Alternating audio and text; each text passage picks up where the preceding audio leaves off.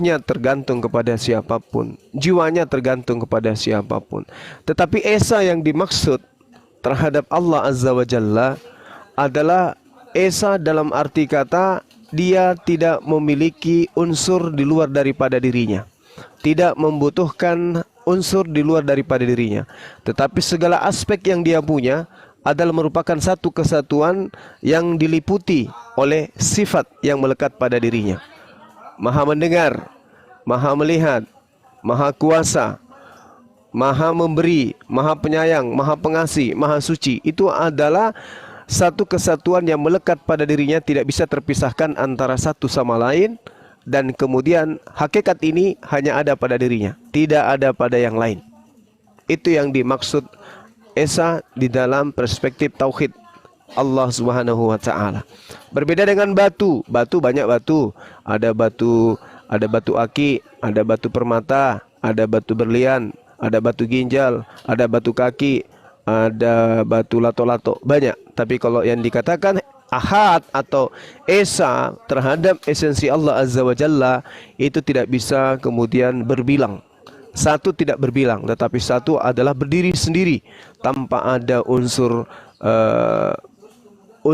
yang menyerupai dengan dirinya. Laisa kamitslihi syai'. Seperti itu.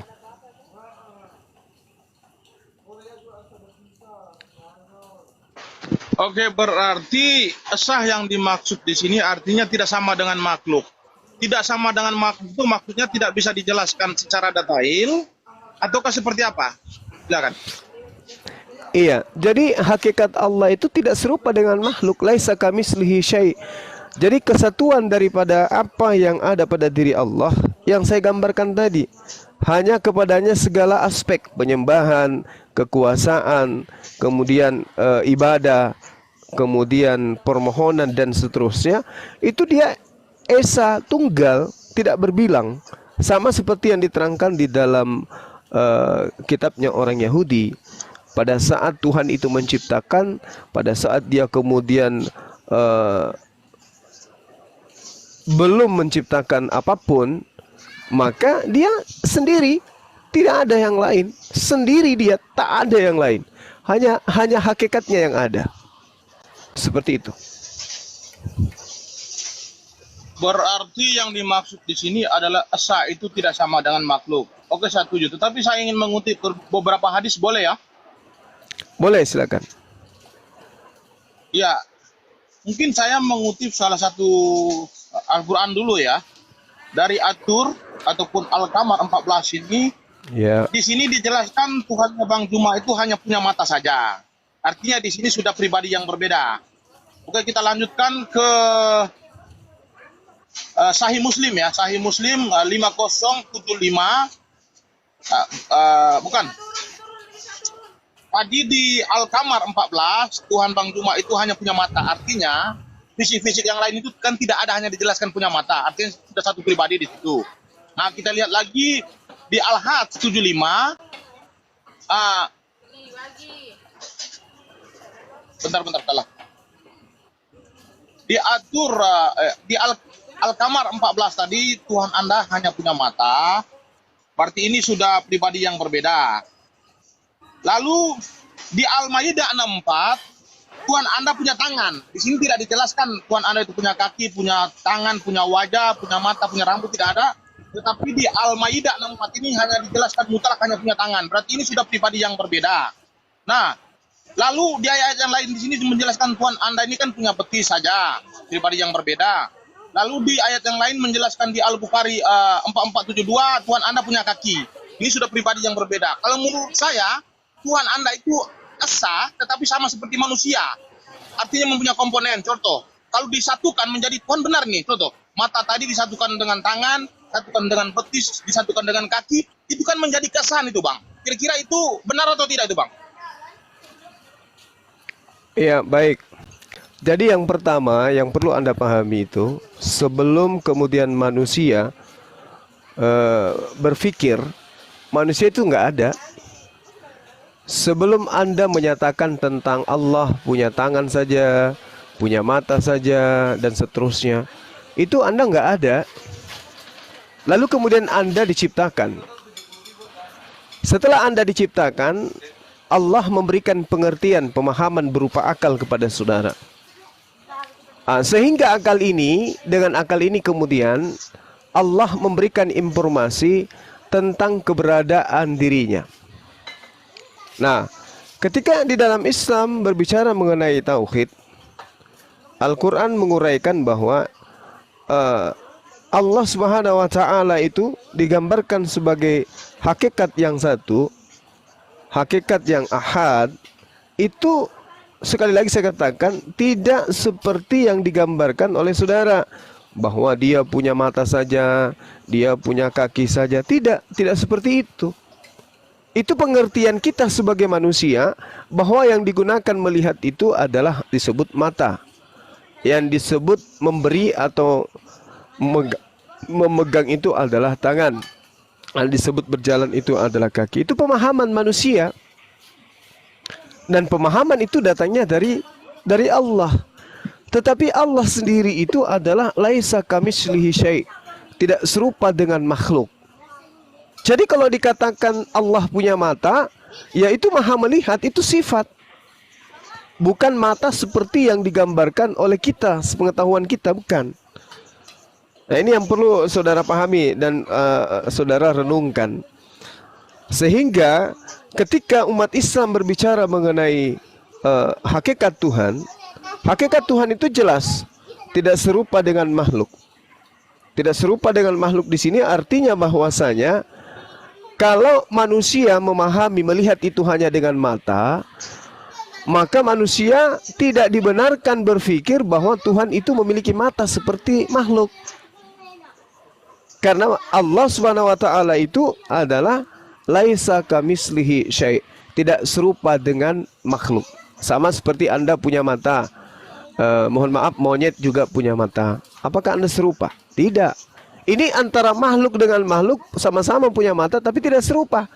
Begitu apatah lagi Allah Azza wa Jalla yang menciptakan unsur-unsur yang ada di alam semesta ini. Seperti itu.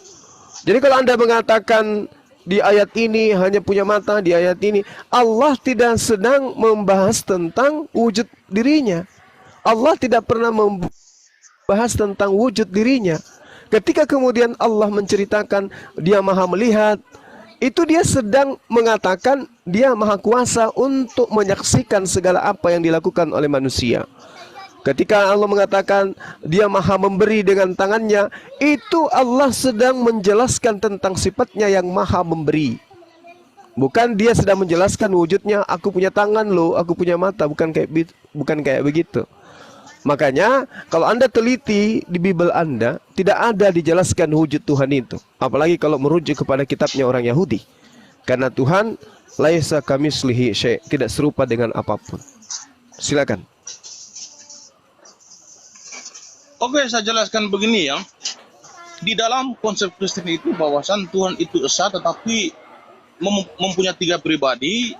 Jadi kalau kita sinkronkan dengan manusia, bahwasan esahnya manusia itu mempunyai komponen sama seperti itu. Jadi ketika Tuhan kami itu keesahan itu mempunyai 3 pribadi. 3 pribadi itu dalam konteks kontribusi ataupun dalam konteks inkarnasi ataupun dalam konteks eksistensi. Contoh, Tuhan esa tetapi mempunyai 3 pribadi. Pribadi pertamanya yaitu bertata di atas surga, pribadi keduanya bisa turun ke bumi, pribadi yang ketiga juga bisa turun ke bumi dalam berupa roh.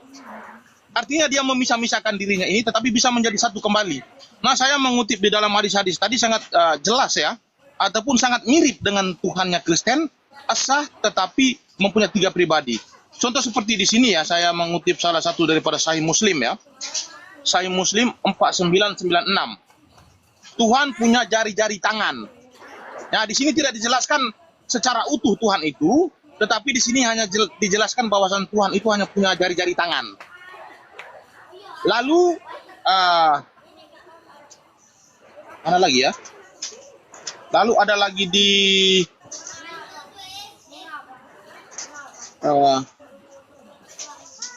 toko sebelah. Lalu ada lagi di Sahih Muslim 4731, Tuhan di sini punya wajah dan juga ada yang punya betis, lalu di sini Tuhan punya tangan. Jadi di sini sudah saya jelaskan tadi bahwasan keasahan di dalam ajaran Bang Juma ini bukanlah mutlak seperti batu, tetapi memang mempunyai komponen seperti manusia. Nah, Tuhan kami itu sudah saya jelaskan tadi bahwa konsep keasahan di dalam Kristen itu sama seperti manusia yang mempunyai komponen. Nah, terbukti memang Tuhan kami itu Bapa, Putra dan Roh Kudus, Putra dan Roh Kudus dalam konteks ekstensi turun ke bumi bisa. Nah, Tuhan Bang Juma juga di sini sama persis. Di sini Tuhan Bang Juma menjelaskan hanya punya kaki, berarti punya pribadi yang berbeda. Tuhan Bang Juma hanya punya betis, pribadi yang berbeda. Lalu Tuhan Bang Juma hanya punya tangan, pribadi yang berbeda. Lalu Tuhan Bang Juma hanya punya wajah, pribadi yang berbeda. Lalu Tuhan Bang Juma hanya punya mata, pribadi yang berbeda. Nah, semuanya ini kalau disatukan, kaki, betis, tangan, wajah, mata, ini kalau disatukan, ini untung rambutnya tidak ada nih. Hanya rambut saja yang tidak dijelaskan di sini. Mulai dari jari, kaki, betis, tangan, sampai dengan wajah, dengan mata, semua dijelaskan. Di sini kekurangan rambut tidak ada. Kalau di sini rambut dijelaskan Tuhan Bang Juma ada rambut, berarti di sini memang aslinya sudah manusia ini, sudah persis manusia betul ini. Jadi menurut saya kesahan yang Bang Juma imani ini sama seperti Kristen. Kesahan dalam konteks mempunyai pribadi, jadi mempunyai komponen.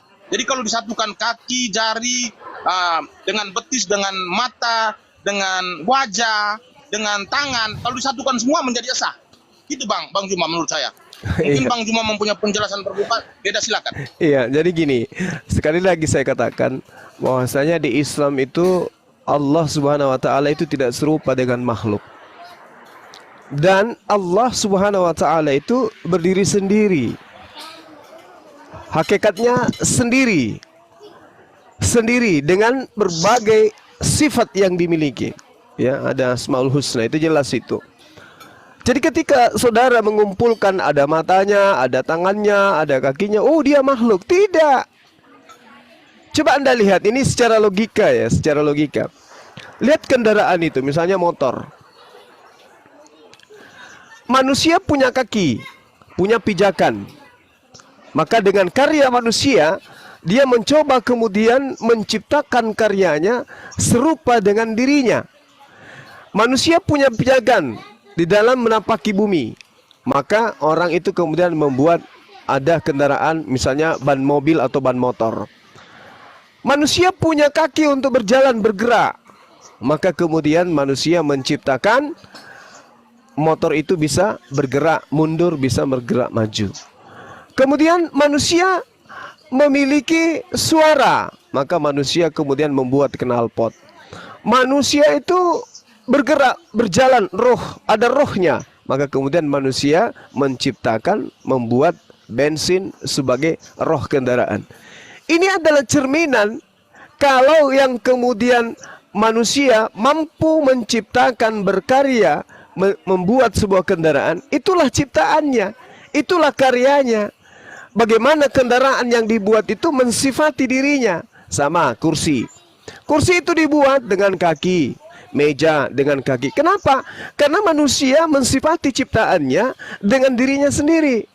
Mobil dilengkapi dengan lampu sebagai isyarat bahwa itu adalah mata. Itu cerminan. Begitulah Allah yang maha pencipta, yang berdiri sendiri ketika dia menciptakan makhluknya. Dia menciptakan makhluknya sesuai dengan sifatnya. Maka manusia mendengar, manusia melihat, manusia memegang, manusia berjalan dan seterusnya. Sama seperti sebuah lemari yang bagus, ya itu adalah cerminan pembuatnya. Alam semesta ini begitu apik, begitu sempurna, susunannya begitu indah. Itu cerminan dari yang menciptakan. Nah, ketika kemudian Anda melihat kaki meja dan Anda melihat kaki Anda sama-sama punya kaki, apakah berarti itu ada kaki Anda sama? Tidak. Begitulah ketika Rasulullah Muhammad SAW mengatakan, sesungguhnya Allah meletakkan langit pada satu jari. Jari di sini jangan Anda sifatkan dengan jari manusia. Itu kelirunya ketika Anda mensifati Tuhan pencipta langit dan bumi dengan sifat manusia, dengan sifat makhluk. Tidak. Tidak seperti itu. Makanya kemudian ketika Al-Quran menjelaskan dan mereka tidak mengagungkan Allah dengan pengagungan yang semestinya, padahal bumi seluruhnya dalam genggamannya, Allah menggenggam dunia ini. Jangan Anda ibaratkan Anda yang sedang menggenggam ayam yang Anda ambil dari kandang. Bukan begitu. Tidak bisa disifatkan sifat manusia itu pada Tuhan pencipta langit dan bumi. Makanya diterangkan dalam Al-Quran, Allah Azza wa Jalla itu laisa kamislihi syai'. Itu serupa dengan apa yang ada di dalam Yeremia 10 nomor 6. Tidak serupa dengan makhluk, tidak serupa dengan apapun. Jadi Allah itu berdiri sendiri dia. Karena dia adalah Khalik, pencipta. Dia mesin yang padanya tercipta segala sesuatu ciptaan. Nah, kemudian ketika Anda mengatakan Tuhan kami itu ada 3 pribadi, wah itu bahaya, itu bukan esa itu. Itu konsep batil. Tuhan itu tidak memiliki 3 pribadi. Tuhan hanya punya 1 pribadi. Hakikat Tuhan adalah Tuhan. Di luar hakikat Tuhan itu ciptaan. Namanya makhluk. Seperti ketika Anda mengatakan Tuhan kami berubah pribadinya menjadi manusia. Oh, Anda salah.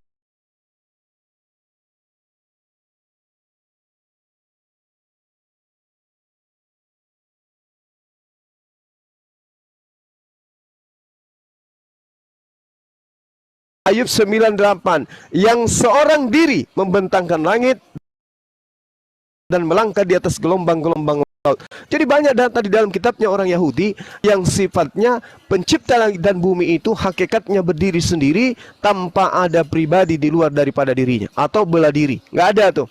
Itu konsep batil. Silakan. Oke, ketika saya memaparkan bahwasan Tuhan Bang Juma itu mempunyai kaki, berarti mempunyai pribadi yang berbeda, lalu dia mempunyai tangan, mempunyai pribadi yang berbeda, lalu dia punya jari, punya betis, punya mata, punya wajah, tadi bahwasan kekurangan hanya rambut ya, rambut tidak dijelaskan. Saya di sini hanya memahami bahwasan dalam konteks seperti ini, saya meyakini bahwasan ini pribadi-pribadi yang berbeda. Lah untuk mempertegas lagi ataupun Tuhannya Bang Juma itu mendeklarasikan dirinya bahwasan dia itu bukan mutlak tunggal, tetapi mempunyai 3 pribadi, tetapi esa mungkin saya mengutip di salah satu Al-Ma'arij 40 ya. Al-Ma'arij 40 ini Tuhan Bang Juma ini mendeklarasikan bahwasan dia ini bukan mutlak tunggal. Saya bacakan ya. Maka aku bersumpah ini adalah Tuhannya Bang Juma. Setuju Bang Juma ya, yang berbicara ini adalah Tuhannya Bang Juma ya?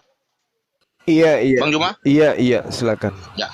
Maka aku di sini tertuju kepada Tuhannya Bang Juma. Maka aku bersumpah, berarti Tuhannya Bang Juma itu bersumpah ya. Tuhannya Bang Juma ini bersumpah demi siapa? Demi Tuhan yang mengatur tempat-tempat terbit dan terbenamnya matahari. Jadi Tuhannya Bang Juma ini bersumpah kepada Tuhan yang mengatur tempat terbit dan terbenamnya matahari dan bulan bintang. Di sini dikatakan, sungguh kami pasti mampu. Ini dia mengatakan sungguh kami. Di sini dia mendeklarasikan dirinya ini esa dalam konteks jamak. Jadi di sini dia mengatakan bahwasan dia bersumpah kepada Tuhan mengatur tempat-tempat terbit terbenamnya matahari. Ternyata Tuhan yang mengatur tempat terbitnya matahari ini tidak tertuju kepada Tuhan lain, tetapi tertuju kepada dirinya sendiri. Lalu ada lagi Tuhan yang mengatur bintang-bintang. Lalu dia mengatakan sungguh kami pasti mampu. Nah di sini saya meyakini bahwasan Tuhan Bang Juma ini esa tetapi bukan dalam konteks ataupun mutlak seperti batu tidak punya komponen. Tetapi esa Tuhannya Bang Juma ini sama seperti esanya orang Kristen. Esa tetapi jamak seperti manusia yang mempunyai komponen. Contoh ya, manusia mempunyai tubuh, jiwa, dan roh. Sama ini. Nah di sini Tuhan Bang Juma ini sangat mendeklarasikan bahwasan dia ini bukan mutlak esa, tetapi jamak di sini. Makanya dia bersumpah kepada Tuhan yang lain. Tuhan yang lain itu tidak mungkin Tuhan yang berbeda. Pasti kepada dirinya sendiri, yang ada di dalam dirinya. Lalu ada Tuhan lagi yang mengatur bintang-bintang. Tuhan yang dalam dirinya juga. Lalu dia mengatakan, sungguh kami pasti mampu. Jadi saya yakini bahwa Tuhan Bang Juma di sini bukan mutlak esa seperti batu, tetapi mutlak esa seperti manusia yang mempunyai komponen. Silakan Bang Juma. Oke, baik. Ya, baik. Terima kasih ya. Saudara Meme Bos. Jadi Anda sudah belajar tentang Tuhan yang disembah oleh umat Islam, sayangnya hanya menggunakan terjemahan. Jadi gini, ketika saya berbicara kepada murid-murid saya di perguruan, saya mengatakan bahwasanya silakan Anda ke kantor itu, Anda akan dipermudah karena pimpinan yang ada di sana itu bernama Bang Zuma. Saya berkata kepada murid-murid saya di tempat latihan bela diri. Ketika kemudian saya di kantor, saya mengatakan, kamu pergi dekat bandara, di sana kamu akan bertemu dengan seseorang, sampaikan kepada mereka, saya adalah suruhannya seorang manajer dari perusahaan ini.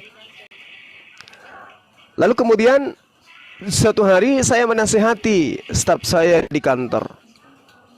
Saya bercerita kepada mereka tentang pengalaman saya, tentang anak-anak saya. Kemudian saya mengatakan, kalau anak-anak saya itu bisa menghargai bapaknya, maka insya Allah mereka akan menjadi anak yang sukses.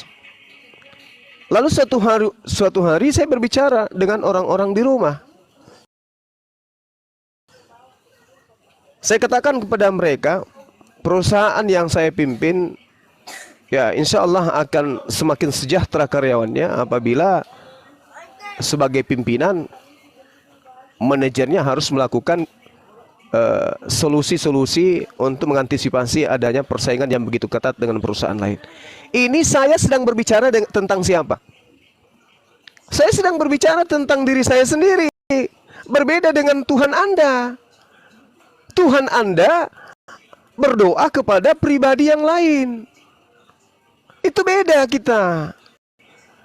Sedangkan kalau Anda mengatakan terbitnya matahari dan seterusnya, Al-Quran menerangkan begini. Di dalam surah Al-Anbiya ayat 25. Bismillahirrahmanirrahim. Wa ma arsalna min qablika mir rasulin illa nuhi ilaihi annahu la ilaha illa ana fa'budun. Dan kami, itu. Di situ dikatakan dan kami tidak mengutus seorang rasul pun sebelum engkau Nabi Muhammad, melainkan kami wahyukan kepada mereka bahwa tidak ada Tuhan yang berhak disembah selain aku. Maka sembahlah aku. Berarti kami itu bukan berarti jamak. Kami di situ merujuk kepada aku yang tunggal. Kenapa menggunakan kata kami? Karena itu mengibaratkan suatu kekuasaan yang mutlak yang ada pada dirinya. Lalu kemudian ketika Anda mengatakan ada Tuhan bersumpah demi matahari, demi bulan dan seterusnya, Anda keliru. Karena semua alam semesta ciptaan Allah, maka yang menciptakan itu adalah dirinya sendiri. Sama seperti yang tadi saya katakan, ketika Anda ke kantor sana, katakan kepada dia bahwa Anda diperintahkan oleh bapak manajernya. Manajernya adalah saya sendiri. Walillahil masyriqu wal maghrib. Fa'aina ma tuwallu fathamma wajhullah. Seperti itu ayatnya. Bismillahirrahmanirrahim. Walillahil masyriqu wal maghrib. Fa'aina ma tuwallu fathamma wajhullah innallaha wasi'un alim. Ya, seperti itu. Jadi, dan milik Allah timur dan barat, kemanapun kamu menghadap, di sanalah wajah Allah. Sesungguhnya Allah maha luas, maha mengetahui. Jadi tidak ada dua pribadi, tiga pribadi, ada mata, ada kaki, enggak seperti itu. Allah tidak sedang menjelaskan tentang wujud hakikat dirinya, tidak. Atau menjelaskan tentang zatnya, itu tidak. Tetapi Allah sedang menjelaskan tentang kemahakuasaannya. Nah, berbeda dengan Anda, sekali lagi saya katakan, berbeda dengan Tuhan Anda, bahwa Tuhan Anda memang dikandung oleh manusia, dibunuh oleh manusia, yang satunya terbang melayang-layang, yang satunya ada di surga. Itu berbeda. Semoga Anda bisa paham. Silakan. Ya, ketika saya bertanya tentang Al-Ma'arij 40, Anda mengatakan itu Tuhan Anda bersumpah kepada dirinya sendiri. Nah, Tuhan Anda itu bersumpah ataupun berbicara tentang Tuhan-Tuhan yang lain itu tertuju kepada dirinya sendiri, lalu Yesus berdoa kepada dirinya sendiri tidak boleh. Nah, ini salah satu yang tidak sportif di antara debates Kristen dan Muslim. Makanya saya berusaha untuk menanyakan ayat ini. Yang saya inginkan itu bahwasan ketika Bang Juma menjawab seperti ini. Jadi ketika saya bertanya bahwasan Tuhannya Bang Juma ini bersumpah kepada Tuhan-Tuhan lain, lalu Bang Juma mengatakan tidak, dia berbicara itu tertuju kepada dirinya sendiri. Lalu bagaimana dengan Yesus? Yesus ketika dia berbicara dengan murid-muridnya, lalu murid-muridnya menuntut kepada dia bahwa tunjukkanlah Bapa itu kepada kami, itu sudah cukup bagi kami. Apa kata Yesus? Siapa yang melihat Bapakku, dia telah melihat aku. Yang dimaksud Bapa di situ tertuju kepada dirinya sendiri. Apa salahnya? Apakah ini salah?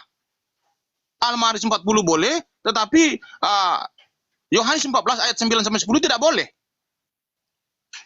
Nah, inilah maka saya katakan teman-teman Muslim ini debatas-debatas yang sangat egois, hanya mau menang sendiri. Oke, saya lanjutkan ya. Saya akan menguji kesahan Tuhannya Bang Juma di sini. Sebenarnya saya masih mau mempersoalkan tentang Tuhan itu bersumpah ya. Sebenarnya tidak wajar seorang maha kuasa itu bersumpah kepada makhluk. Itu tidak boleh. Oke lah, di Al-Ma'arij 40 tadi dia bersumpah kepada dirinya sendiri.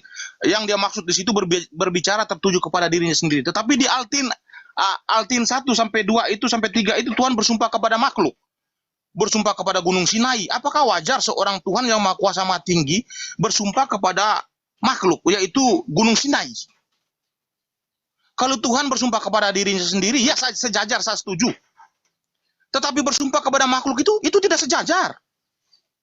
Tidak sepantasnya Tuhan itu bersumpah kepada makhluk. Berarti makhluk itu yang lebih tinggi daripada Tuhan. Kalau Tuhannya Bang Juma saja sudah bersumpah kepada Gunung Sinai, berarti Gunung Sinai itu lebih tinggi daripada Tuhannya Bang Juma. Sebab di dalam aturan negara itu, sumpah tertinggi adalah sumpah menyebut nama Tuhan. Tidak menyebut nama makhluk. Kalau menyebut nama makhluk, berarti makhluk itu lebih tinggi daripada manusia. Contoh, seperti macam manusia juga makhluk ya. Contoh, derajatnya manusia dengan gunung itu kan tidak mungkin derajat gunung itu lebih tinggi. Jadi kalau manusia sudah bersumpah demi gunung, berarti gunung itu lebih tinggi. Sama seperti Tuan Bang Juma. Tuan Bang Juma itu bersumpah dengan makhluk, yaitu Gunung Sinai. Berarti dalam pemahaman saya ini, Tuhan lebih rendah daripada gunung ini.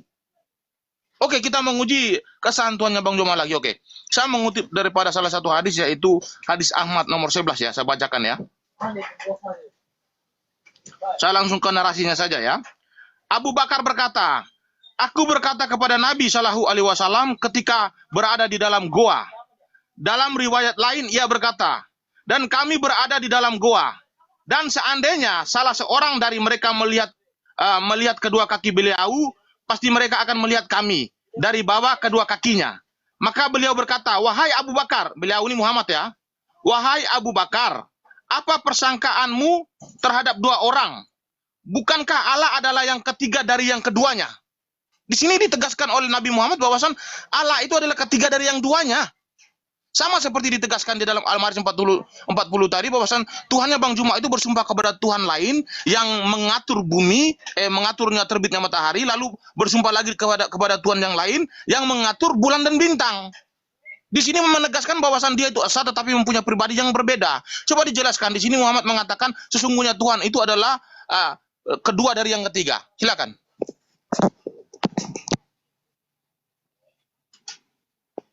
Baik. Saya jelaskan dulu kepada saudara ya, terkait dengan sumpah. Jadi Allah Subhanahu wa taala itu ketika bersumpah, sekali lagi saya katakan, itu berbeda ketika makhluk yang bersumpah. Sama ketika manusia berkata, beda dengan ketika Allah yang berfirman. Al-Qur'an menjelaskan di dalam surah yang sering saya katakan kepada saudara bahwa Allah Subhanahu wa taala itu mau melakukan apapun, kita tidak punya hak untuk mengatur dirinya. Al-Anbiya ayat 23 jelas di situ diterangkan. La yus'alu amma yaf'al wa hum yas'alun. Kita tidak punya hak untuk bertanya, kenapa Allah bersumpah? Kenapa Allah bersumpah dengan ini? Kenapa Allah bersumpah? Ya itu haknya dia. Itu haknya dia. Allah Subhanahu wa taala mau bersumpah dengan apapun, itu haknya dia. Kita tidak punya hak untuk mengatur-ngatur. Yang perlu ditanyai adalah kita sebagai makhluk, bukan Allah yang diatur oleh kita. Nah, ketika kemudian Allah Azza wa Jalla, Tuhan semesta alam ini bersumpah, dia yang memiliki semua itu, dia yang menciptakan, dia yang mengatur, dia menguasai seutuhnya jagat raya ini. Ya, begitu sempurna, begitu detail, kemudian beliau menciptakan. Maka Allah berhak melakukan apa saja yang Allah inginkan pada makhluknya. Semua perbuatan Allah didasari dua sifatnya yang mulia. Al-Alim, maha berilmu, dan Al-Hakim, maha hikmah, maha bijaksana. Sehingga semua perbuatan Allah sangat sempurna dan profesional. Tidak ada sedikit pun kezaliman dan kecacatan. Sehingga tak pantas siapapun menanyakan mengapa, apa yang dilakukan, kenapa Allah berbuat seperti itu. Itu yang perlu Anda pahami. Manusia saja yang diakui profesional kerjanya, orang-orang akan berkomentar, oh si anu ya, jangan ditanya, itu sudah pasti bagus. Apalagi Tuhan yang maha sempurna. Jika seorang ahli melakukan sesuatu pekerjaan, ya kita tidak perlu ragu. Seorang profesor membuat sebuah temuan, kita tidak perlu ragu. Kenapa? Yang dia yang membuat. Jadi kalau Allah mau bersumpah dengan apapun, kenapa kita ragu? Sumpahnya Allah itu untuk menekankan kebenaran atas ciptaannya. Contoh misalnya wal asri, demi masa. Artinya kaitannya dengan waktu terhadap kehidupan manusia itu sangat-sangat luar biasa. Kaitannya dengan waktu dan kehidupan manusia. Siapa yang melalaikan waktu, maka dia akan hanyut dengan segala aspek. Siapa yang memanfaatkan waktu, maka semuanya akan berhasil dan sesuai dengan apa yang diinginkan. Itulah kenapa Allah menekankan dia bebas bersumpah dengan makhluknya. Seperti itu, ya, agar Anda pahami. Kemudian, ketika Anda membawa narasi hadis terkait ada satu Tuhan dan seterusnya, hadis apapun yang Anda bawa, ketika kemudian itu bertentangan dengan pribadi Allah yang Maha Esa, itu tertolak. Anda mengatakan baginda Rasulullah Muhammad SAW mengatakan ada Tuhan yang dua, Tuhan yang tiga, itu tidak ada, itu tidak ada. Itu pun perlu dikaji. Hadis yang Anda bawa itu seperti apa sanadnya, seperti apa kedudukannya, apakah dia hadis dhaif atau Anda yang tidak memahami kandungannya. Karena ketika ada penyampaian menarasikan hadis tentang esensi Allah, bahwa Allah itu lebih dari satu, itu pasti tertolak. Karena Tuhan itu cuma satu. Saya sudah menjelaskan dari awal kepada saudara bahwasanya ketika berbicara hakikat Allah, Allah Subhanahu wa taala itu laisa kamitslihi syai', tidak ada Tuhan yang sama seperti dirinya, tidak ada kemudian makhluk yang sama seperti dirinya, apalagi ciptaan yang sama seperti dirinya. Itu tidak ada. Tidak ada yang setara. Artinya tidak ada dua Tuhan, tidak ada tiga Tuhan, apalagi banyak Tuhan. Tidak ada. Itu disifati oleh Allah Subhanahu wa taala. Kemudian Anda ingin menyamakan Tuhan kami dengan Tuhan Anda. Ketika dia mengatakan siapa yang melihat aku sama melihat Bapa, itu ajarannya, bukan wujudnya. Itu ajarannya, bukan wujudnya. Makanya Yesus mengatakan, aku tidak berkata-kata dari diriku sendiri. Apa yang aku katakan adalah apa yang diperintahkan. Berarti ada yang memerintahkan, ada yang menerima perintah. Apakah itu satu? Tidak. Yang memerintah dengan yang diperintah itu beda. Ayo. Nah, sedangkan di Islam mana ada Allah memerintah kepada Allah? Allah memerintahkan kepada pribadinya yang lain. Enggak ada, seperti itu enggak ada. Anda saja yang kurang memahami dan mencoba untuk menyamakan antara Tuhannya umat Islam yang tidak serupa dengan makhluk dengan Tuhan Anda yang pernah menjadi mayat. Itu enggak sama, Bung. Silakan. Boleh aku nambah Oke, dikit saya nggak? penasaran Data, dengan Bapak. pakai data. Bang Mebe, aku nambah dikit. Jangan dulu Rama. Ibu Rama biarkan aja satu lawan satu aja, nggak usah. Nanti terganggu nanti apaku. Oke, aku sampaikan Biarkan aja aja, Kak, saya dengan Bang datanya. Aku nggak ngomong ini. Ini datanya ya. Kejadian kacau semua nanti. 2016.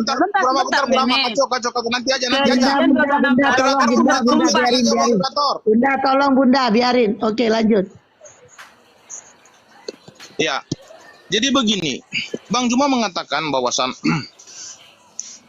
ketika saya menjelaskan bahwasan di dalam Alkitab Yesus mengatakan ataupun menyamakan dirinya dengan Tuhan, ataupun Yesus mengatakan bahwasan siapa yang melihat aku dia telah melihat Bapakku, lalu saya menafsirkan ayat itu Yesus berbicara tentang dirinya sendiri, lalu Bang Juma mengatakan bukan, dari sudut pandang Bang Juma bahwasan ini adalah sebuah ajaran. Ajaran seperti apa yang Bang Jumat maksud? Di sini saya mengatakan kepada Bang Juma bahwasan di sini yang dipertanyakan oleh murid-murid Yesus, salah satunya adalah Filipus, itu menuntut Yesus itu untuk menunjukkan sosok Bapa itu. Artinya itu berbicara tentang personal ataupun berbicara tentang sosok, bukan ajaran, beda. Saya bacakan ayatnya buat Bang Juma ya. Kata Filipus kepadanya, Tuhan, tunjukkanlah Bapa itu kepada kami, itu sudah cukup bagi kami. Di sini Filipus menuntut Yesus bahwasan tunjukkanlah sosok Tuhan itu kepada kami, itu saja sudah cukup bagi kami. Yang diminta di sini adalah sosok, bukan ajaran, bukan. Yang diminta di sini adalah sosoknya. Tunjukkanlah kepada kami sosok Bapa itu kepada kami, bukan ajaran ya. Saya lanjutkan ya. Yang dituntut Filipus di sini bukan ajaran tetapi sosok. Saya ulang sekali lagi ya. Kata Filipus kepadanya, Tuhan, tunjukkanlah Bapa itu kepada kami, itu sudah cukup bagi kami. Tetapi apa jawab Yesus kepada mereka? Kata Yesus kepadanya, telah sekian lama aku bersama kamu, Filipus. Di sini Yesus mengatakan aku. Yang dituntut oleh Filipus itu adalah Bapa. Kenapa Yesus mengatakan, aku sudah di sini? Saya ulang sekali lagi ya. Dituntut oleh Filipus di sini dengan murid-murid Yesus yang lain itu bahwasan tunjukkanlah sosok Bapa itu kepada kami. Itu sudah cukup bagi kami. Tetapi Yesus menjawab dirinya. Yesus mengkorelasikan dirinya dengan Bapa. Dia mengatakan, telah sekian lama aku berada bersama-sama kamu Filipus. Kenapa dia menjawab dirinya? Yang dituntut Bapa bukan dia. Apa dia harus mengatakan bahwasan dia sudah berada di situ? Berarti di sini dia menyamakan dirinya dengan Bapa. Berarti sama seperti Al-Ma'arij 40 tadi, bahwasan bersumpah di situ artinya berbicara kepada dirinya sendiri, sama. Yesus di sini berbicara tentang dirinya sendiri. Berbicara tentang Bapa adalah berbicara tentang dirinya sendiri, sama itu, Pak. Jadi ketika Bang Juma mengatakan bahwasan ayat ini berbicara tentang ajaran, saya katakan salah. Ayat ini berbicara tuntutan daripada seorang sosok Tuhan itu kepada murid-murid Yesus. Berbeda. Pemahaman sangat keliru. Saya lanjutkan ya.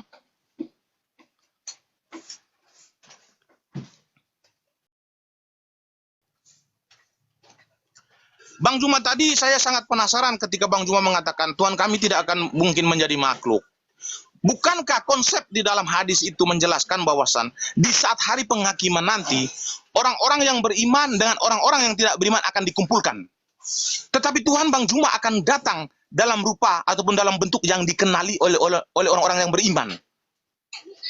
Di situ sudah sangat dijelaskan ini konteks inkarnasi. Artinya Tuhan Bang Juma itu dalam konteks hari penghakiman nanti, dia akan menjumpai orang-orang yang beriman ini dalam bentuk yang dikenali. Bentuk yang dikenali oleh Bang Juma itu apa ketika Bang Juma masih berada di bumi? Bentuk apa saja? Celana, baju, kayu, batu, kipas angin, ular, sapi, lembu, kambing. Itu bentuk yang Bang Juma kenali ketika Bang Juma masih berada di bumi. Jadi ketika di hari penghakiman nanti, Tuhan Bang Juma itu akan menemui Bang Juma sebagai orang yang beriman, yang selama ini sudah rajin dakwah kepada orang-orang. Kalau orang yang rajin dakwah itu kan orang beriman itu, sudah pasti mau masuk surga ya. Pasti Tuhan dan Bang Juma itu di hari penghakiman itu, Tuhannya itu akan datang menjumpai Bang Juma dalam bentuk yang dikenali. Nah, saya bertanya kepada Bang Juma, Tuhan Bang Juma nanti datang kepada Bang Juma dalam bentuk yang dikenali itu, bentuk seperti apa yang akan dia tunjukkan kepada Bang Juma? Seperti manusia kah? Seperti batu kah? Seperti kayu kah? Seperti apa? Silakan.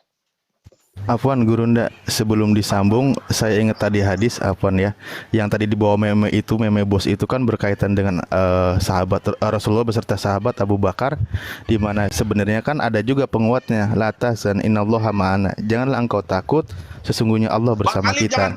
Enggak, ini meluruskan yang tadi kau hadis. Enggak, bukan.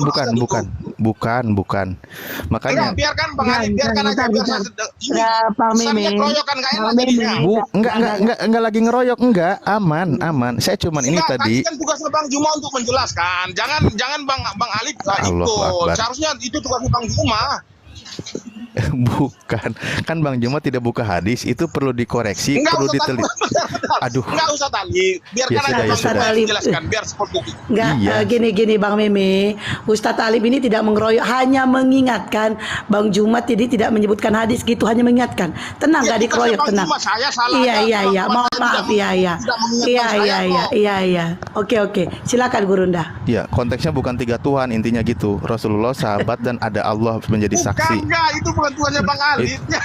Biarkan Bang Juma itu. Ya, Dia tidak akan paham, Dinda. Jadi nggak usah terlalu masuk. Iya. Kita nggak usah terlalu masuk ke dalam. Biarin aja dia bernarasi gitu. Jadi gini, ketika berbicara mengenai konsep sumpah ya, di dalam kitabnya orang Yahudi, malah Tuhan itu juga bersumpah atas hutan belukar. Nanti kalau Anda butuh data akan saya kasih datanya. Ya, yang pasti di dalam kitabnya orang Yahudi, Tuhan bersumpah dengan mengatakan Gawon. Gawon itu adalah hutan belukar.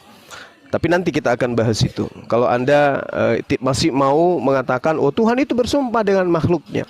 Ternyata di kitabnya orang Yahudi juga Tuhan bersumpah dengan makhluknya. Nah, kita masuk ke dalam pembahasan saudara. Terkait dengan siapa yang melihat aku, maka dia sama melihat Bapa.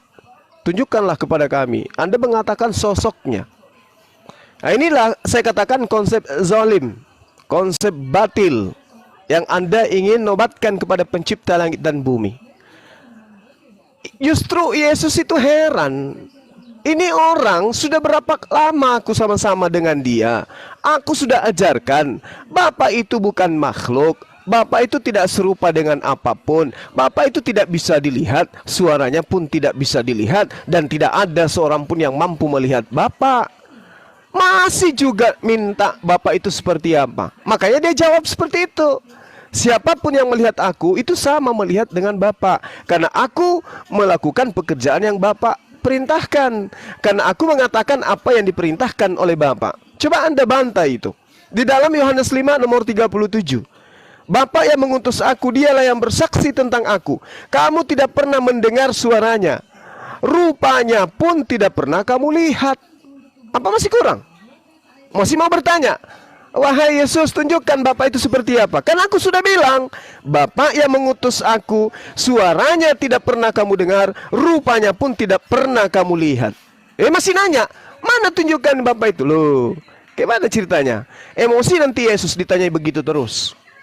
Udah aku bilang suaranya tidak bisa kau dengarkan, wajahnya tidak bisa kamu lihat. Tidak ada orang yang bisa hidup melihat Tuhan itu, nggak bisa. Nah, itu sudah diajarkan oleh Yesus. Tapi Anda yang Kristen ini salah memahami itu. Seakan-akan yang melihat Yesus itu adalah melihat pencipta langit dan bumi. Tidak.